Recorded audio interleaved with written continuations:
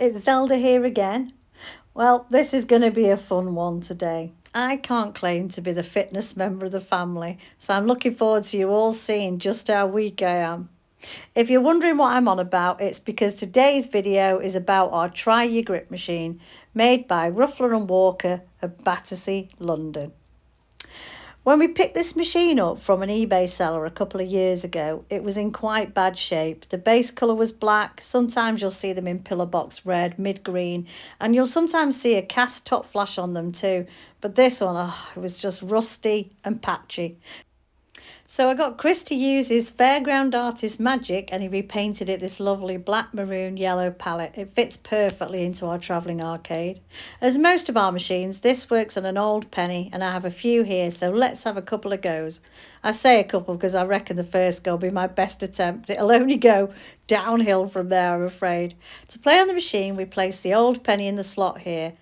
Now, I'm going one-handed here because I have a camera in the other, but I have seen two-handed people having a go at this as well. So let's see what I was. Oh, that's not too bad at all. I'll take that. I'll take that any day. Very fair to average. That's not bad at all. There seems to be quite a wide gap here for the zero reset. I'm guessing that's because it covers the machine's quirks for accuracy.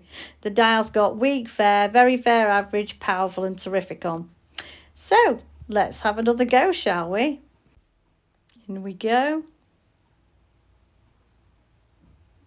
Oh, now my hands are getting a bit old. Oh, see, I knew that would be the case. All downhill from here. Let's just have a closer look now without me messing. Again, there's the label, Try Your Grip, 1 penny. Wouldn't have been an old penny back when this was made. And there's the dial. Just love all the I love all these dials when the hand's got like moon crescents on. And I'll show you around the sides. Nothing too much to see, but a bit of lining from Chris. All that said, though, a little confession here. When Chris opens the back of the strength machine a bit later, I'll show you inside my little secret to getting a good score. Oh, yes. We've been tweaking. Right, here's the back of the machine. A bit of a faff with it being a back opener, but we can't have it always, can we? If I zoom in here, you'll see the Ruffler and Walker label here. It's stamped 1962, as in 1960 also. So here we go. I'm going to get Chris to grab the keys. And we all know what I'm like with keys. It's better that he does it. And here he comes. And he'll pull that off. So now the back's off, I'll show you around. And there's a little bit what I was talking about there. That might be my secret gone. For those in the know. I'm sure there are many of you out there.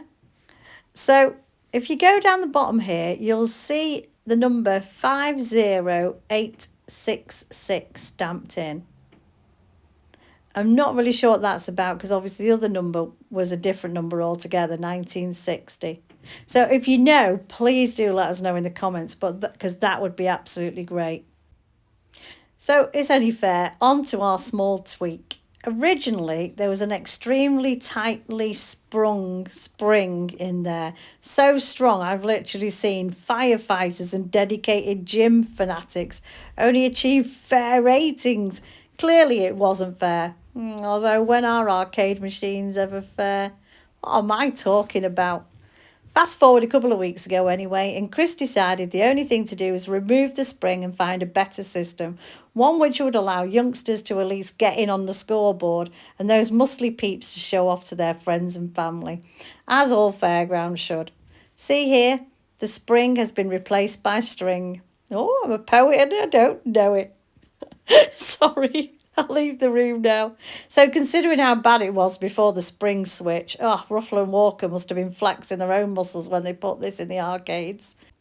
I bet they couldn't stop laughing as multiple players went away sobbing at their pathetic scores. Anyway, let's have Chris a go now and see how well he does.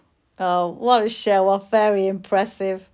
I do think, though, those die-hard arcade machine collectors out there would probably be swearing at you now, Chris.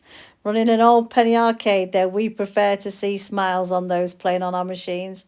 Soppy, aren't we? So I do think the string switch was a good one. Just quickly, for those who don't know, a little history. Ruffler and Walker, the company, was formed when Fred Walker and Bill Ruffler met in the mid-30s.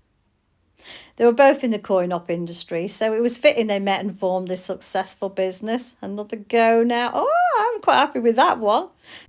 So there you go, that's our Ruffler and Walker Try Your Grip. Hope you enjoyed the video. If you did, we won't charge you a penny or more to subscribe. Bye!